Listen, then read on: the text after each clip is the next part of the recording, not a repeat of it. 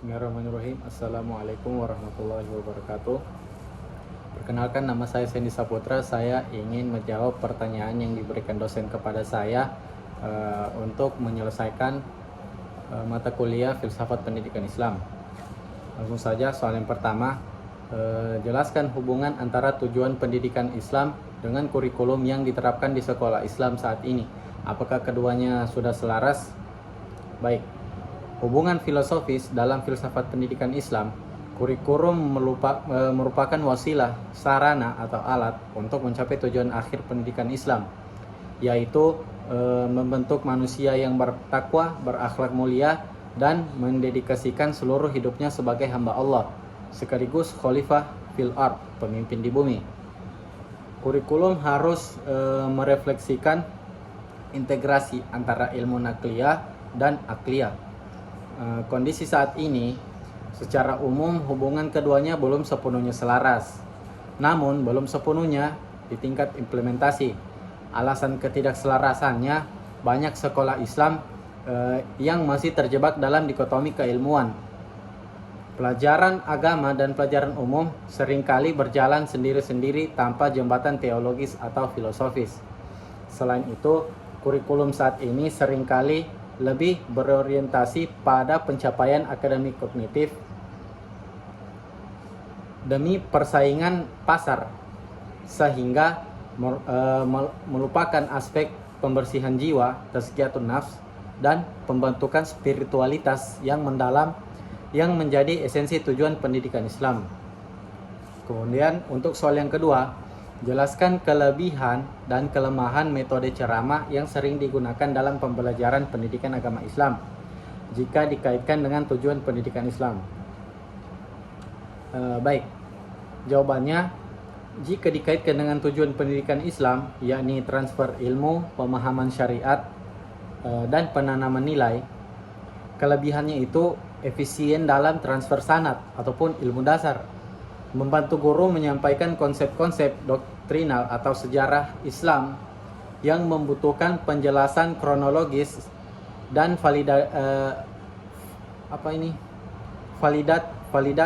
validitas data secara cepat kepada banyak siswa.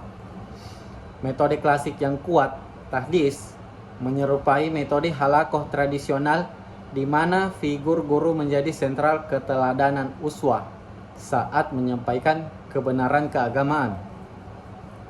Kelemahannya, pasivitas peserta didik. Metode ini cenderung satu arah, membuat siswa menjadi penerima pasif. Hal ini kurang merangsang nalar kritis yang sangat dianjurkan dalam Islam. Lemah dalam internalisasi nilai, ceramah hanya menyentuh tatanan kognitif untuk mencapai tujuan pembentukan karakter ataupun akhlak. Metode ini kurang efektif jika tidak dibarengi dengan metode pembiasaan diskusi dan aksi nyata. Kemudian, soal ketiga, dalam sebuah sekolah Islam, penilaian selama ini hanya berfokus pada hasil ujian tertulis.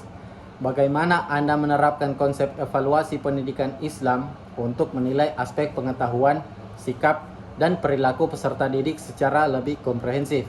Nah,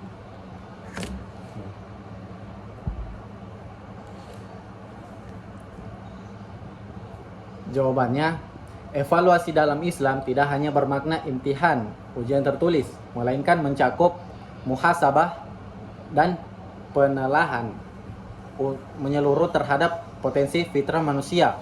Untuk menilai tiga aspek tersebut, sekolah dapat menerapkan aspek pengetahuan ataupun kognitif, tetap menggunakan ujian tertulis, lisan, namun soal-soalnya ditingkatkan ke ranah analisis berbasis studi kasus kontekstual. Misal, bagaimana hukum fikih merespon isu teknologi medis modern. Aspek sikap atau afektif, menggunakan teknik observasi perilaku sehari-hari dan penilaian diri, self-assessment. Guru mencatat kecenderungan emosional dan spiritual siswa melalui jurnal sikap. Misal, empati saat teman kesusahan, kedisiplinan, ibadah, kesopanan bertutur kata. Nah, aspek perilaku, amal nyata, menerapkan portofolio, amal, dan proyek sosial. Siswa dinilai dari keterlibatan langsung mereka dalam kegiatan keagamaan dan kemanusiaan.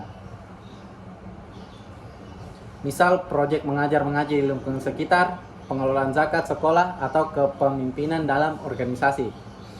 Baik, soal yang keempat, jelaskan keterkaitan antara keluarga, sekolah, masyarakat dalam pembentukan karakter peserta didik menurut perspektif pendidikan Islam. Jawabannya, dalam perspektif Islam, pembentukan karakter tidak bisa dibebankan kepada satu instansi saja, melainkan sebuah ekosistem yang saling mengikat. Keluarga merupakan fondasi utama tempat penanaman keimanan, akidah, dan kasih sayang pertama kali diletakkan oleh orang tua selaku penanggung jawab utama di hadapan Allah. Quran Surat Tahrim ayat 6. Sekolah, wasilah tarbiyah, berperan sebagai pengembang, sistematisator, dan pengasah potensi intelektual, serta penguat nilai-nilai yang telah ditanamkan di rumah melalui kurikulum yang terstruktur. Masyarakat berperan sebagai laboratorium sosial atau lingkungan makro. Masyarakat yang menerapkan prinsip amar ma'ruf nahi mungkar akan menjaga agar karakter positif yang dibentuk di rumah dan di sekolah tidak rusak oleh pengaruh lingkungan yang buruk. Jika salah satu pilar ini rapuh, misal sekolah mengajarkan kejujuran tapi masyarakat mencontohkan korupsi, maka pembentukan karakter Islami akan mengalami kegagalan sistemik. Soal kelima, jelaskan mengapa Al-Ghazali menempatkan pembinaan akhlak sebagai tujuan utama pendidikan dan bagaimana gagasan tersebut relevan dengan kondisi peserta didik saat ini. Nah, jawabannya, pandangan Al-Ghazali, bagi Imam Al-Ghazali, ilmu tanpa akhlak adalah kesia-siaan, bahkan bisa membahayakan. Beliau menempatkan pembinaan akhlak, tahdhibul al-akhlak, sebagai tujuan utama karena pendidikan adalah proses pembersihan jiwa ataupun disebut dengan tazkiyatun nafs untuk mendekatkan diri kepada Allah, takarrub Allah, bukan sekedar mencari legitimasi sosial ataupun kekayaan duniawi. Relevansi dengan kondisi saat ini, gagasan ini sangat relevan, bahkan menjadi obat bagi krisis moral generasi Z dan Alpha saat ini.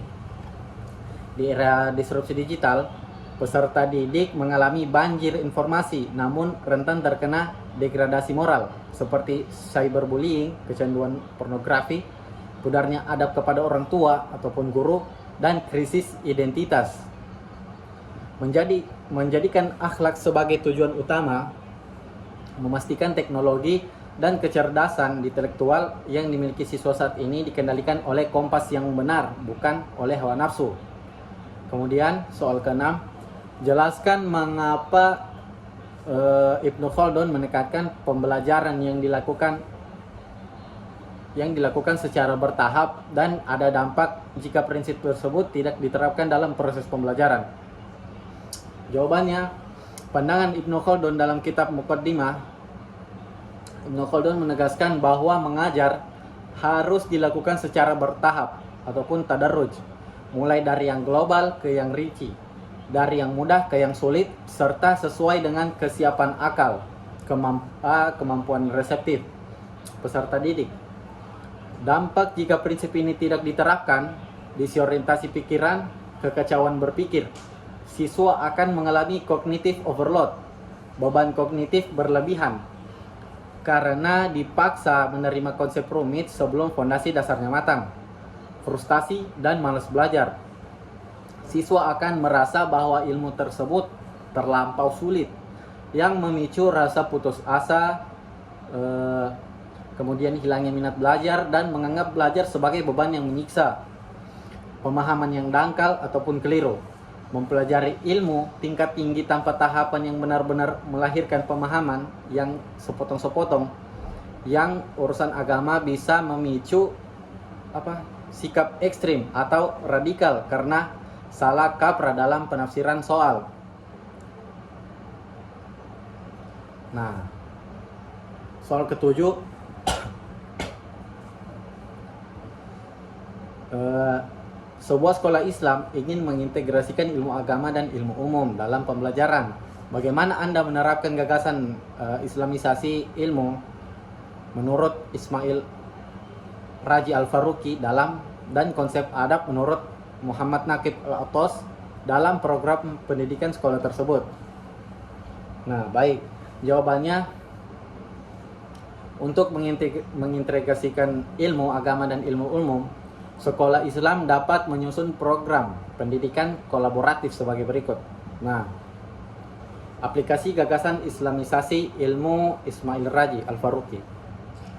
Langkah praktis, sekolah melakukan rekonstruksi materi pelajaran umum seperti biologi, fisika, atau ekonomi agar tidak bercorak sekuler ataupun barat sentris.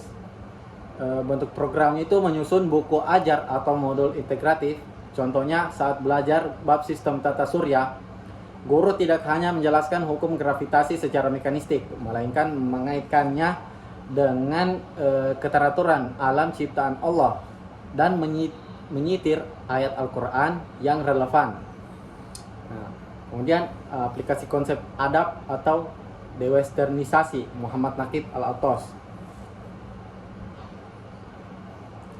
Langkah praktis, Al-Attas menekankan loss of adab, hilangnya adab, sebagai akar masalah umat Islam.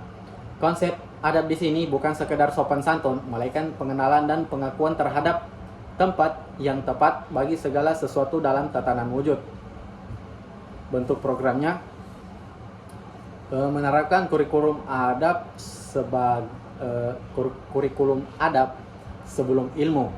Sebelum siswa diajarkan sains tingkat tinggi, mereka di tempat terlebih dahulu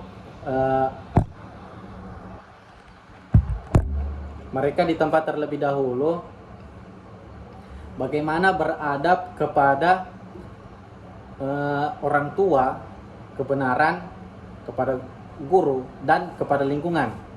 Kemudian mengadakan program kajian kritik pemikiran modern untuk siswa tingkat atas guna menyaring pemikiran sekularisme, relativisme, dan materialisme dari ilmu kemanusiaan ataupun ilmu-ilmu sosial, sehingga siswa memiliki worldview, pandangan hidup Islam yang kokoh. Baik, mungkin cukup sekian dari saya. Mohon maaf kalau ada kesalahan dari kata-kata saya. Wabillahi taufiq wal hidayah. Wassalamualaikum warahmatullahi wabarakatuh.